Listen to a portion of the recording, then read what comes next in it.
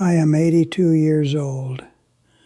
I am standing at the very end of my life, looking back at a sprawling, desolate wasteland of my own making. I spent 40 years of my life as a Catholic priest. 40 years. That is a lifetime. That is decades of waking up, putting on a black shirt, fastening a stiff white collar around my neck, and walking out into the world, pretending to be a representative of God. You look at a man in a collar, and you have this arrogant, comfortable delusion that you are looking at an authority on morality. You think you are looking at someone who inherently knows the difference between right and wrong, someone who will stand in the gap between the innocent and the dark. You are completely wrong. You are looking at a middle manager. You are looking at a company man whose primary job is to protect the brand at all costs. I didn't start out that way. Nobody ever does. When I was ordained, I was 26 years old. I remember that day with a clarity that physically hurts my chest. I remember the heavy, cloying smell of the chrism oil they rubbed into the palms of my hands. I remember lying face down on the freezing marble floor of the cathedral, my arms stretched out wide like a cross. I genuinely thought I was dying to my old self. I thought I was being reborn as a shepherd. I looked up into the crowded pews and saw my parents. My mother was openly weeping. My father, a hard, quiet man who worked in a factory and had hands like sandpaper, had tears streaming down his face. They thought they had given their son to God. They were so unbelievably proud. And I was proud too. I was so blinded by my own arrogance and my own perceived purity. I truly believed I was stepping into a sacred, ancient brotherhood that stood as a fortress for the vulnerable. But the darkness wasn't outside the walls of the church. It was inside the house. It was wearing the exact same uniform I was. It takes a while for the institution to break you down. It doesn't happen all at once, in some dramatic moment of villainy. It happens in small, quiet, terribly polite conversations. It happens behind heavy closed doors. I remember the first time a bishop took me aside. I was 30 years old, a young, energetic pastor at a thriving suburban parish. There were rumors circulating about an older, senior priest in the diocese, things that didn't look right, whispers that made the mothers in the parish pull their children closer. I went to the bishop, thinking I was doing the right and noble thing. I thought I was blowing the whistle. I thought I was protecting the flock. The bishop sat me down in his beautiful, sprawling, wood-paneled office. He poured me a cup of expensive coffee. He spoke to me in a voice so calm, so perfectly reasonable, that it makes my skin crawl in retrospect. He didn't deny the rumors. He didn't express an ounce of outrage. Instead, he used sanitized corporate words like internal struggles and human frailty. But the phrase that sealed my fate, the phrase that became the operating manual for the rest of my miserable life, was this: we must protect the bride of Christ. He meant the church. He meant the reputation of the institution. He looked me dead in the eyes and told me that a public scandal would destroy the faith of thousands of good people. He told me that handling things quietly, internally, was the only mature way to protect the greater good. And I listened to him. I nodded my head like a subservient dog. I drank my coffee. I walked out of that office and I said absolutely nothing. That was the exact day I stopped being a priest and became a complicit coward. I convinced myself I was acting in holy obedience. I told myself the men above me knew better. That is the greatest, most fatal lie you can ever tell yourself, that the people above you have a conscience simply because they have authority. Institutions do not have consciences. They only have survival instincts. And I willingly became a gear in that survival machine. I need to talk to you about the confessional. You think the confessional is a place of profound healing. You think it is a sacred, untouchable space where the soul is washed clean and the slate is wiped blank. For me, it became an active crime scene. It became the suffocating little box where the worst atrocities on earth were buried under the guise of administering a sacrament. I was 45 years old. It was a Saturday afternoon in late November. The church was empty, dead quiet, smelling of old wax, damp wool, and stale incense. I was sitting in the wooden box, staring at the woven screen, listening to the muffled sounds of traffic outside. The wooden door groaned open. Someone knelt down heavily on the kneeler. I didn't even need to see his face to know who it was. I recognized the distinct smell of his aftershave mixed with peppermint. I knew the heavy, labored breathing. It was Father Thomas.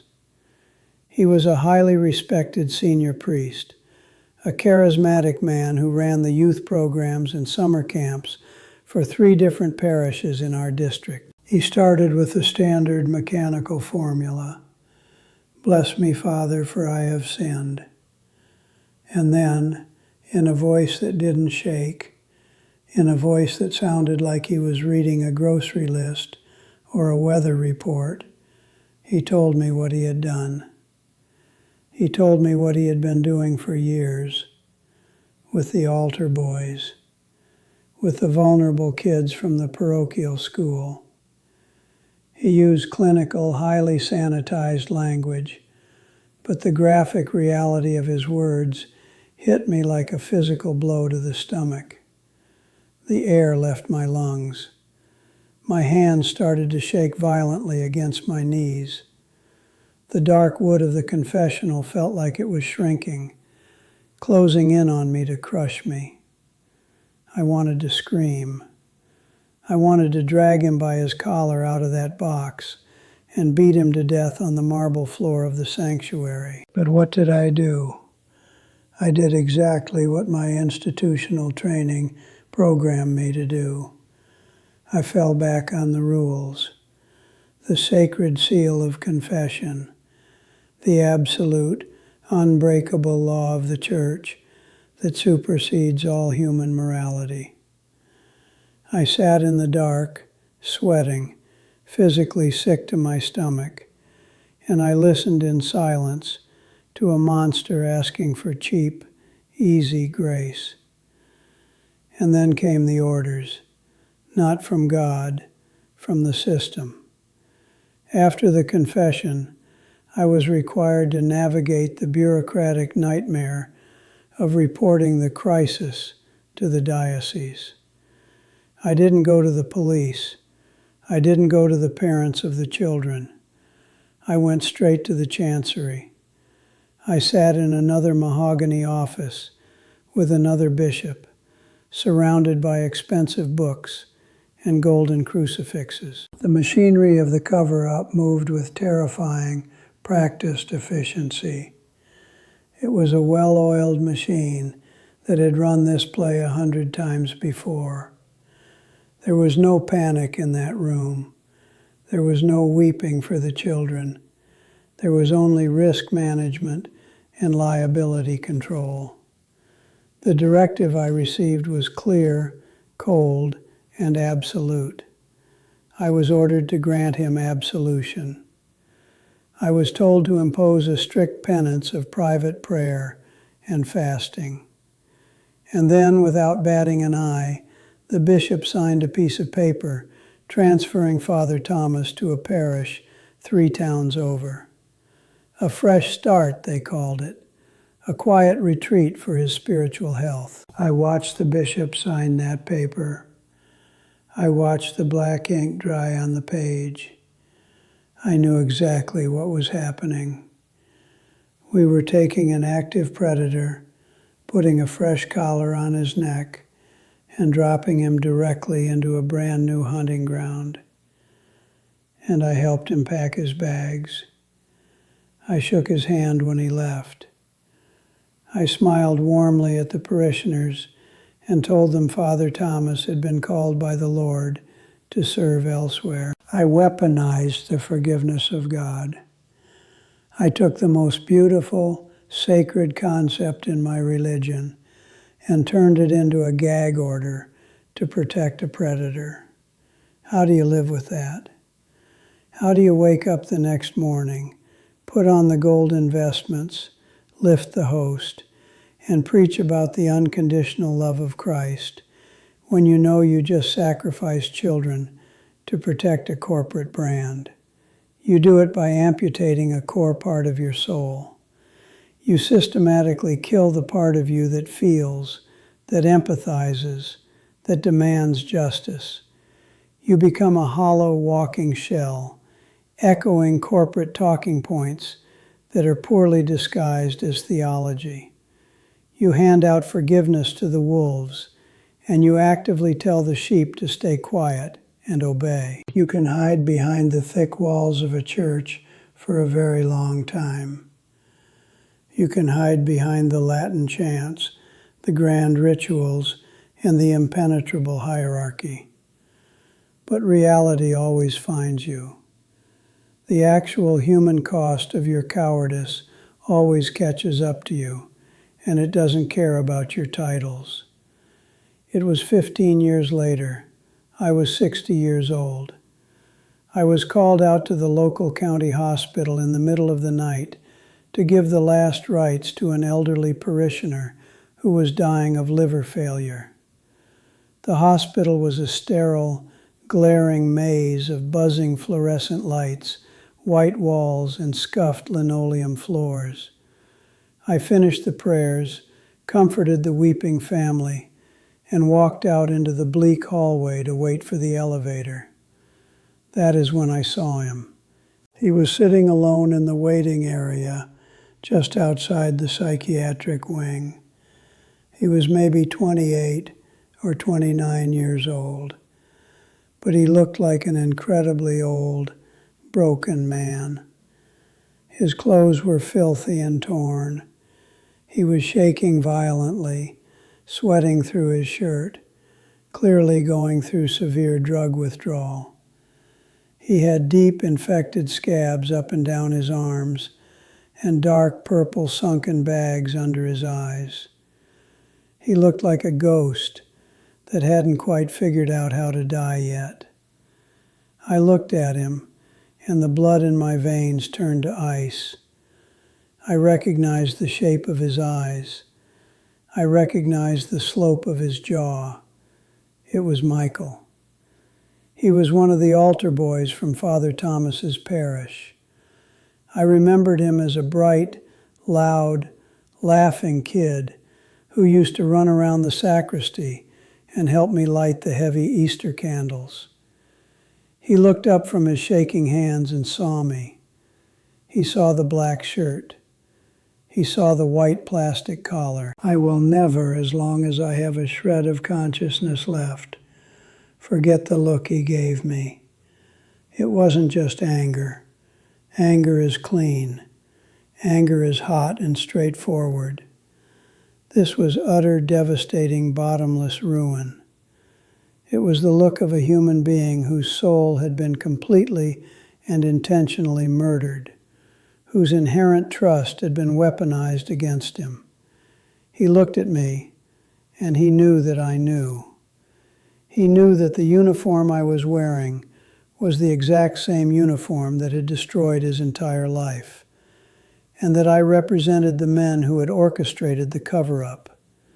He didn't scream at me. He didn't jump up and attack me. He just stared.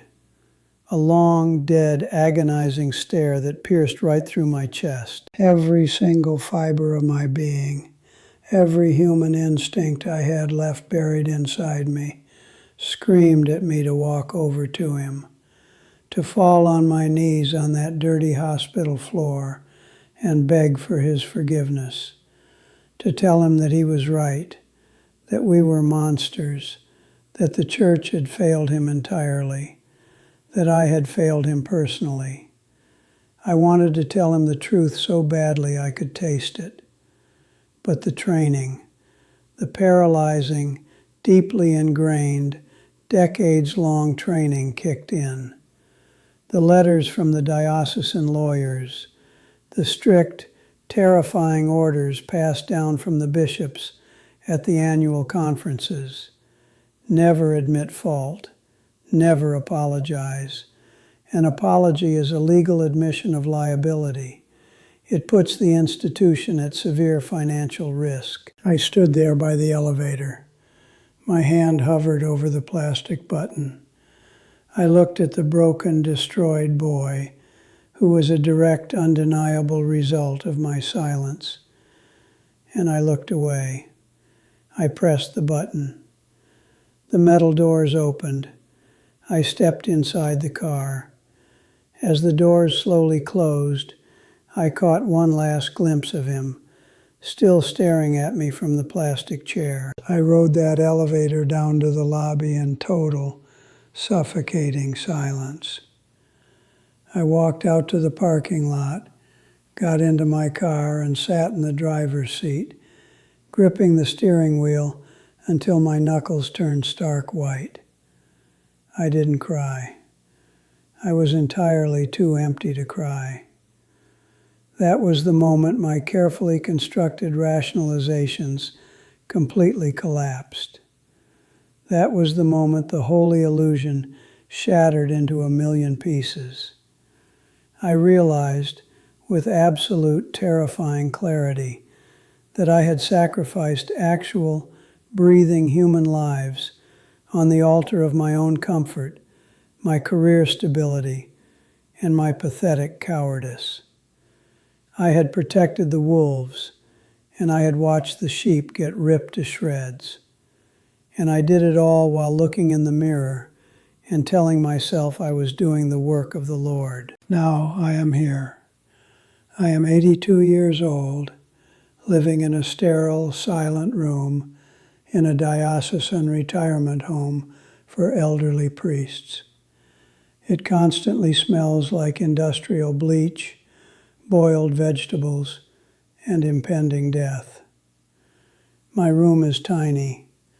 I have a single bed, a stiff chair, a wooden crucifix hanging on the blank wall, and a small nightstand.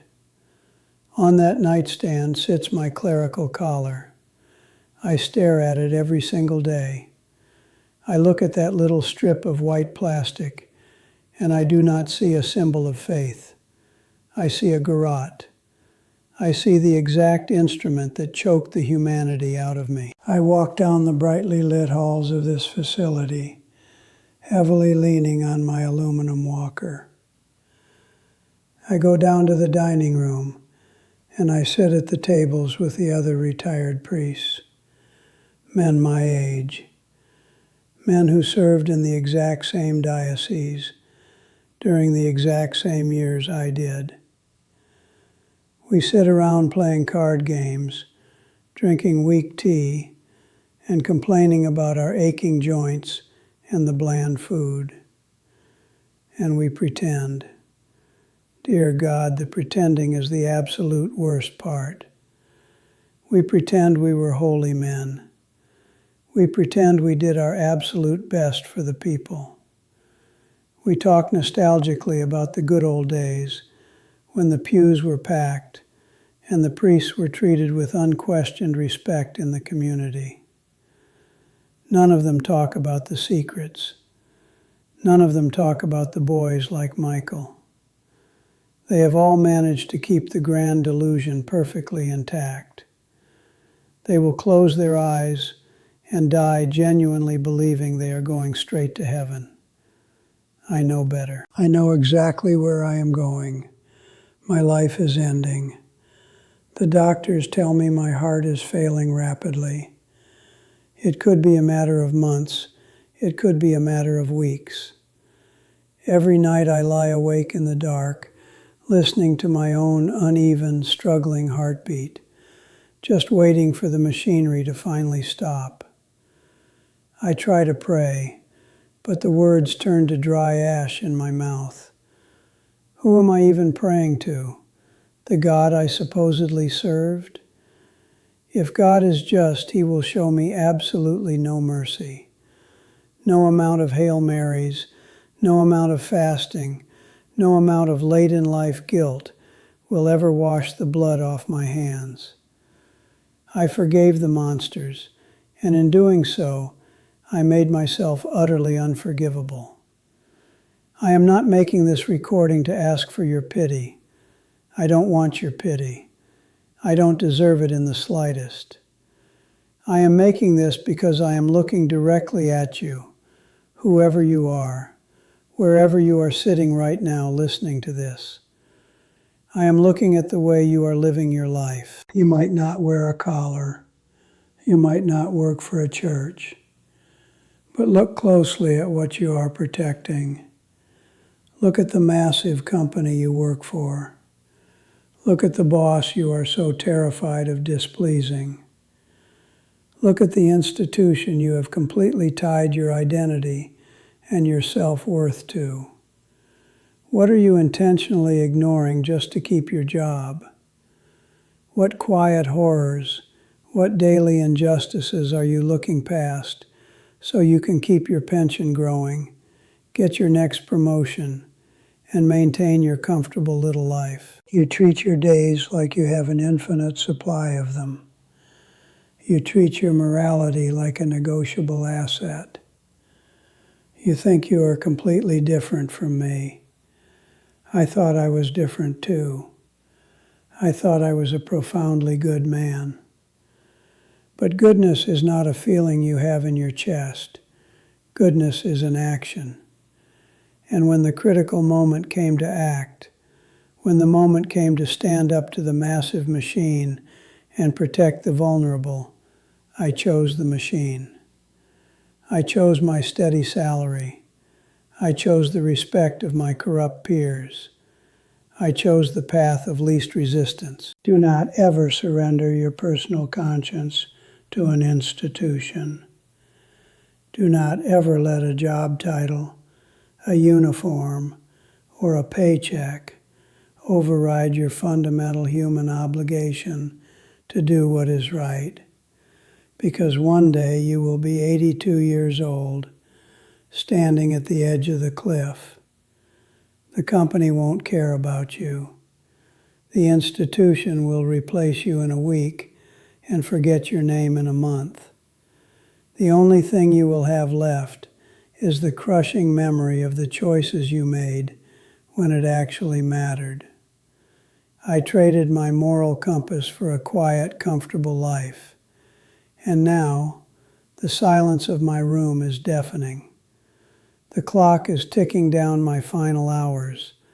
I am totally broke. I am morally bankrupt. I am empty. Do not make my mistake. Wake up. Tear down the comfortable illusions you are hiding behind. Protect the innocent. Defy the monsters. And for God's sake, do it right now, before your time runs out. Because when you reach the end, there is no going back to fix it. There is only the fall.